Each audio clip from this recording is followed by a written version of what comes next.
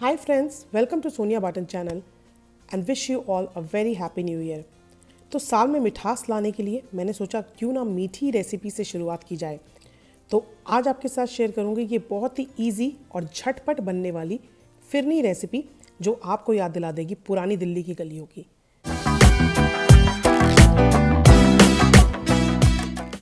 अगर आपको ये रेसिपी पसंद आए तो मेरे चैनल को सब्सक्राइब ज़रूर से करें, बेल आइकन ज़रूर से क्लिक करें ताकि मेरी वीडियोस आपको मिल जाएं अपलोड करते ही। तो शुरू करते हैं। इसके लिए पहले मैंने एक पैन ले लिया है, थोड़ा मोटे तले का पैन लेना है आपको, थिक बॉटम वाला, और इसमें 4 कप फुल फैट दूध को अब हमें उबालना है। तो लगातार चलाते हुए इसको हम उबालेंगे ताकि बिल्कुल भी दूध जो है नीचे ना लगने पाए। तो अब आती है सबसे मज़ेदार बात इस फिरनी की, जो कि है बचे हुए चावलों से बनाई जाती है ये। तो ये उबले हुए चावल जो घर में अक्सर बच जाते हैं, 2 कप चावल लिए हैं मैंने, और आप देख सकते हैं इसको ब्लेंडर जार में मैं डाल रही हूँ और थोड़े से दूध डाल के हम इसको एक थिक पेस्ट की तरह बना लेंगे। ये देखिए इस तरीके से दूध डाल दिया मैंने इसमें आधा कप के करीब और इसको ब्लेंडर जार में चला लिया और इस तरीके का ये एक पेस्ट बन गया है। तो घर में जो बचे हुए चावल हो जाते हैं उसका कितना फ़ायदेमंद इस्तेमाल है ये, कि एक अलग ही डिज़र्ट बनकर तैयार हो जाती है जो अपने आप में ही बहुत ही डिफरेंट है और बहुत ही टेस्टी है। तो ये इस तरीके का बन गया है हमारा पेस्ट। अब देखते हैं दूध में आप देख सकते हैं बॉयल आने लग गया है और इसकी साइड्स जो है मैं लगातार स्क्रैप करती जा रही हूँ। अगर हम इसको हल्का सा भी छोड़ देंगे तो ये साइड्स जो जमती हैं ये ब्राउन हो जाएंगी, और अगर ये ब्राउन आप स्क्रैप कर करके दूध में डालेंगे तो फिर फिरनी का कलर बिल्कुल चला जाएगा। इसलिए लगातार आपको इसको चलाते भी जाना है और साइड्स भी स्क्रैप करती जानी है। बहुत ज़्यादा थिक हम दूध को नहीं करेंगे, इसमें उबाल आ गया, आप देख सकते हैं इस तरीके की कंसिस्टेंसी है अभी। तो बस अब इसी टाइम पे हम एक उबाल आने के बाद धीमी गैस करके इसके अंदर थोड़ा थोड़ा करके ये चावलों का पेस्ट हम डालना शुरू करेंगे। तो आप देखेंगे जैसे ही आप चावल का पेस्ट डालेंगे इसमें तो ये एकदम लंप की तरह एक जगह इकट्ठा होने लगेगा। उसकी सॉल्यूशन क्या है?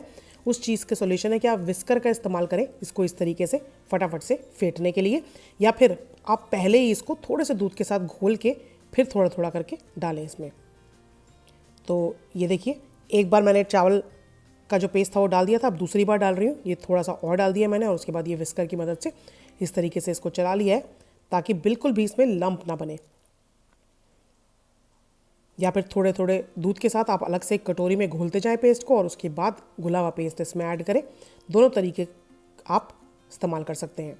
लगातार इसको चलाती भी जा रही हूँ मैं। ये देखिए थोड़ा सा पेस्ट ऐड करें और इसको थोड़ा सा पकने दें ताकि पता चले कि हमें कितनी थिकनेस इसमें हो गई है। उसके बाद बचा हुआ थोड़ा सा और पेस्ट मैंने इसके अंदर डाल दिया है और फिर हम इसको चलाएंगे अच्छे से मिक्स करने के बाद, और धीमी ही गैस रखनी है आपको, क्योंकि चावल का जब हम पेस्ट इसमें डालेंगे और अगर हम गैस हल्की सी भी तेज़ कर देंगे तो वो एकदम लग जाएगा और ज़रा सा भी अगर ये जल जाता है तो स्वाद तो बिगड़ता ही है, साथ में देखने में रंग रूप भी बिल्कुल बिगड़ जाएगा आपकी फिरनी का। तो देखिए सारा पेस्ट मैंने डाल दिया और आप देख सकते हैं मेरे चम्मच चलाने से ही आपको पता चल रहा होगा कि कितनी थिकनेस इसमें आ गई है।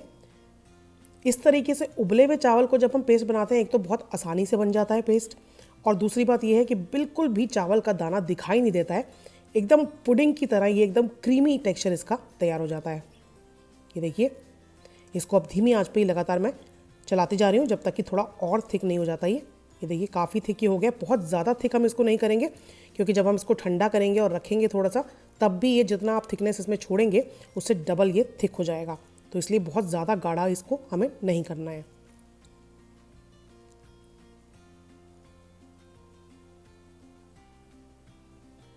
तो ये मज़ेदार सी क्रीमी हमारी एकदम फिरनी तैयार है। इसके अंदर एडिशन कर रहे हैं अब हम ये आधा कप मिल्क पाउडर का, बिल्कुल मार्केट स्टाइल फिरनी का इफेक्ट देने के लिए, थोड़ा सा और रिच टेक्सचर देने के लिए मैं इसमें मिल्क पाउडर ऐड कर रही हूँ। अगर आपके पास नहीं है तो बिल्कुल घबराने की ज़रूरत नहीं है, बिना मिल्क पाउडर के भी इसको बनाया जा सकता है। तो ये आधा कप मैंने डाल दिया इसमें मिल्क पाउडर और इसको मिक्स कर देंगे अच्छी तरीके से। तो आप देखेंगे कि इसका रंग भी थोड़ा सा क्रीमी हो गया है, साथ साथ इसका टेक्सचर तो बदल ही जाएगा मिल्क पाउडर से और रिचनेस भी ऐड हो जाएगी थोड़ी। तो ये धीमी आंच पर मैंने इसको पका लिया है, आप देख सकते हैं कितनी थिक अब ये हो चुकी है। अब इसके अंदर डालते हैं 1 चम्मच इलायची का पाउडर और कुछ केसर के धागे यानी कि सैफरन स्ट्रैंड्स। आप चाहें तो एडिशनल खुशबू के लिए इसमें आप केवड़ा की कुछ ड्रॉप्स डाल सकते हैं या रोज़ वाटर डाल सकते हैं। डिज़र्ट्स में अक्सर रोज़ वाटर इस्तेमाल होता है, तो अगर आपके पास रोज़ वाटर है तो आप एडिबल रोज़ वाटर का इसमें इस्तेमाल कर सकते हैं। आधा कप पहले मैंने डाली है इसमें चीनी। क्यों आधा कप डाली है? क्योंकि आधा कप डालने के बाद हम इसको एनालाइज करेंगे। आप अपने टेस्ट के हिसाब से फिर इसमें चाहे तो पूरा आधा कप और डाल सकते हैं या 1/4 या 1/3 कप, जैसे आपकी नीड हो उस हिसाब से आप डाल सकते हैं।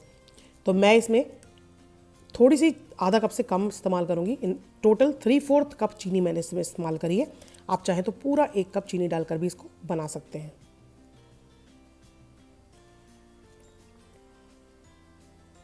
तो ये मैंने और चीनी इसमें थोड़ी सी डाल दी, आधा कप से थोड़ी सी कम ही इस्तेमाल करी है। पर्सनली मुझे बहुत ज़्यादा स्वीट नहीं पसंद है फिरनी, लेकिन एक बात और मैं आपको टिप देना चाहती हूँ। जब आप फिरनी बनाएंगे आप देखेंगे गरम जब होगी आपकी फिरनी, इस तरीके से जब आप उसे पकाएंगे तो मिठास थोड़ी ज़्यादा रहती है। आप उसे फ्रिज में थोड़ा ठंडा करेंगे तो मिठास ठंडा करने के बाद उसकी आप खाएंगे उसको तो आपको हल्की कम लगेगी। तो इसलिए इस टाइम पे थोड़ी सी मिठास आपको ज़्यादा रखनी है। अब इसके अंदर हम डालेंगे ड्राई फ्रूट्स, जिसमें मैं इस्तेमाल कर रही हूँ सिर्फ पिस्ता का। जिस तरीके से मैंने बताया पुरानी दिल्ली टाइप की फिरनी बनाई जा रही है, तो बिल्कुल कूट दिया है मैंने पिस्ते को और काजू को।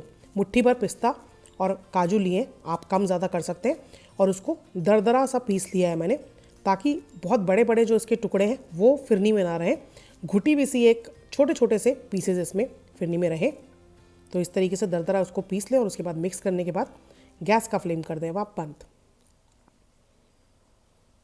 तो ये हमारी डिलिशियस सी फिरनी जो थोड़ी सी मैंने ठंडी कर ली है, हल्का इसको छोड़ दिया था 10-12 मिनट के लिए, और देख सकते हैं आप कितनी गाढ़ी है ये। इतनी गाढ़ी ही आपको रखनी है ये, क्योंकि जब आप इसको ठंडा करेंगे तो ये इसकी डबल गाढ़ी हो जाएगी। तो इसको सर्विंग जो वेसल है निकाल लें आप उसमें। अब आती है किस तरीके के सर्विंग वेसल में ये सर्व की जानी चाहिए। जो मिट्टी के बर्तन होते हैं उसमें जब हम खीर को या फिरनी को जमाते हैं तो एक अलग सी खुशबू जो मिट्टी की होती है इसमें बस जाती है, जिससे उसका टेस्ट जो है वो दुगना हो जाता है। आप ट्राई करके देखिएगा। तो ये कुल्हड़ वाली फिरनी जो है, इसका जो स्वाद है पुरानी दिल्ली की गलियों में मिलती है ये, और बहुत ही लाजवाब मिट्टी की खुशबू के साथ जो इसका स्वाद आता है, जो इसका खुशबू आती है वो अलग ही है। तो इस तरीके से मैंने थोड़े से पिस्ते से इसको गार्निश कर दिया है, ऊपर लगा दिया है ये वर्क, और ये रेडी है अब फ्रिज में जाने के लिए। कुछ 1 घंटा 1.5 घंटा इसको फ्रिज में रखें और उसके बाद ये तैयार हो गई है हमारी डिलिशियस फिरनी। तो ये रेसिपी बहुत ही झटपट बनने वाली तो है ही, साथ साथ बचे हुए चावलों का बहुत ही बेहतरीन इस्तेमाल है। ट्राई कीजिए ये रेसिपी, और बस नए साल की शुरुआत करें ये मीठा घर में बनाकर। और मेरी तो यही कामना है कि आप सबका ये नया साल खुशियों से और एक हेल्दी लिविंग से भर जाए।